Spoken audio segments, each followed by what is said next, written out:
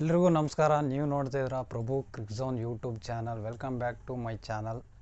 IPL 2023 action ಹೇಗಾಯಿತು ಎತ್ತ, ಅದರಲ್ಲೂ ನಮ್ಮ RCB ಯಾವ ಥರ ಪಿಕ್ ಮಾಡೋದು ಏನು ಎತ್ತ ಅಂತ ನೋಡೋಣ.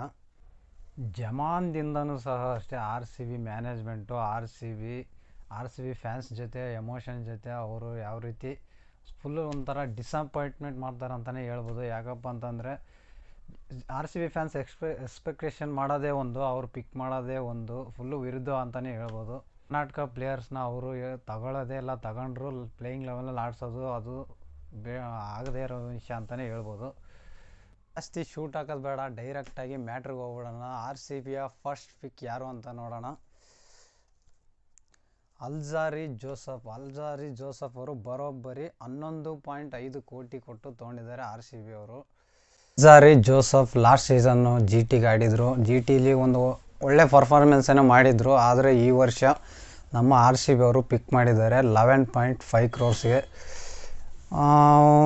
ಒಳ್ಳೆ ಪಿಕ್ಕೇನೆ, ಆದರೆ 11.5 ಕ್ರೋರ್ಸು ತುಂಬಾ ಜಾಸ್ತಿ ಅಂತ ಅನ್ನಿಸ್ತು. ಯಾಕಂದರೆ ಇನ್ನೂ ಬೇಜಾನ್ ಜನ ಪ್ಲೇಯರ್ಸ್ ಇದ್ದರು, ತಗೋಬೋದಾಗಿತ್ತು ಒಳ್ಳೊಳ್ಳೆ ಪ್ಲೇಯರ್ಸು. ಆದರೆ RCB ಅಲ್ಜಾರಿ ಜೋಸಫ್ನ ಪಿಕ್ ಮಾಡ್ತು.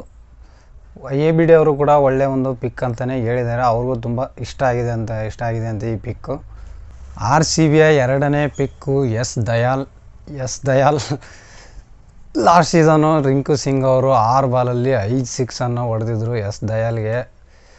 ಅದು GTಗೆ ಆಡ್ತಿದ್ರು ಎಸ್ ದಯಾಲು. ಆ ಒಂದು ಪ್ಲೇಯರ್ನ RCB ಅವರು 5 ಕ್ರೋರ್ಗೆ ತೊಗೊಂಡಿದ್ದಾರೆ. ಗೊತ್ತಿಲ್ಲ ಹೇಗೆ ಆಡ್ತಾರೆ ಅಂತ. ಫ್ಯಾನ್ಸು ತುಂಬ ಜನಕ್ಕೆ ಇಷ್ಟ ಆಗಿರಲ್ಲ, ಬಟ್ ಎಲ್ಲ ಸೀಸನು ಹಂಗೆ ಇರಲ್ಲ. ಅವರು ಒಳ್ಳೆ ಬೌಲರೇನೆ, ನೋಡ್ಬೇಕು ಹೆಂಗೆ ಆಡ್ತಾರೆ ಅಂತ. ನಿಮ್ಗೇನು ಅನ್ನಿಸ್ತು ಕಮೆಂಟ್ ಮಾಡಿ. ದಯಾಲು ಒಳ್ಳೆ fast bowler, left arm bowler, ಓಡ್ ಹಾಕ್ತಾರೆ, ಒಳ್ಳೆ ಸ್ಪೀಡ್ ಇದೆ ಅಂತ ತೊಗೊಂಡಿದ್ದಾರೆ.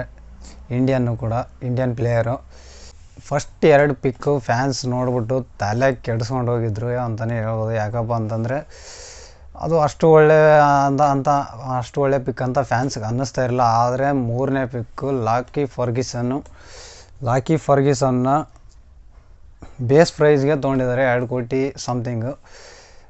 ಫೈನಲಿ ಒಂದು ಒಳ್ಳೆ ಪಿಕ್ ಅಂತ ಅನ್ನಿಸ್ತು. ಯಾಕಪ್ಪ ಅಂದರೆ ಲಾಕಿ ಫರ್ಗ್ಯೂಸನ್ ಫಾಸ್ಟ್ ಬೌಲರ್, 150 ಕ್ಲಾಕ್ ಮಾಡ್ತಾರೆ, ಹಾಕ್ತಾರೆ. ಆದರೆ ಇವರು ತುಂಬಾ ಇಂಜುರಿ ಮಾಡ್ಕೋತಾರೆ. ಅದು ನೋಡಬೇಕು ಹೆಂಗೆ ಅಂತ ಈ ಸೀಸನ್ನು ಹೆಂಗೆ ಮಾಡ್ತಾರೋ. ಲಾಕಿ ಫರ್ಗ್ಯೂಸನ್ ಒಂದು ಒಳ್ಳೆ ಪಿಕ್ ಅಂತಲೇ ಹೇಳ್ಬೋದು, ಒಳ್ಳೆ ಪ್ಲೇಯರು. ನಿಮಗೇನು ಅನ್ನಿಸ್ತು ಅದನ್ನು ಕೂಡ ಹೇಳಿ. ಆದಮೇಲೆ ಟಾಮ್ ಕರನ್ನ RCB ಅವರು 4ನೇ ಪಿಕ್ಕಾಗೆ ತೊಗೊಂಡ್ರು. ಒಳ್ಳೆ ಪಿಕ್ ಅಂತಲೇ ಹೇಳ್ಬೋದು. ನೋಡ್ಬೇಕು ಹೇಗತ್ತೋ ಏನಂತ. ಇದಾದಮೇಲೆ ಇನ್ನೊಂದು ಇಬ್ಬರನ್ನ ತೊಗೊಂಡ್ರು ಬ್ಯಾಕಪ್ ಪ್ಲೇಯರ್ಸಾಗಿ. ಇದಿಷ್ಟು RCB ಪಿಕ್ ಆಗಿತ್ತು ಈ ವರ್ಷದ IPL ಆ್ಯಕ್ಷನ್ 2023. ನೋಡೋಣ 2024ಅಲ್ಲಿ ಯಾವ ರೀತಿ ಪರ್ಫಾರ್ಮ್ ಮಾಡ್ತಾರೆ ಏನು ಎತ್ತ ಅಂತ. ಇದಿಷ್ಟು RCBಯ IPL 2023 ಪಿಕ್ಗಳಾಗಿದ್ದವು. ನಿಮಗೇನು ಅನ್ನಿಸ್ತು ಕಾಮೆಂಟ್ ಮಾಡಿ. ಯಾವ್ಯಾವ ಪ್ಲೇಯರ್ ತಗೋಬೇಕಾಗಿತ್ತು, ಯಾವ್ಯಾವ ಪ್ಲೇಯರ್ನ ತಗೋಬಾರ್ದಾಗಿತ್ತು ಅಂತ ನೀವು ಕಾಮೆಂಟ್ ಸೆಕ್ಷನಲ್ಲಿ ಕಾಮೆಂಟ್ ಮಾಡಿ. ಮುಂದಿನ ವಿಡಿಯೋಲಿ ಸಿಗೋಣ. ಅಲ್ಲಿವರೆಗೂ ಟಾಟಾ.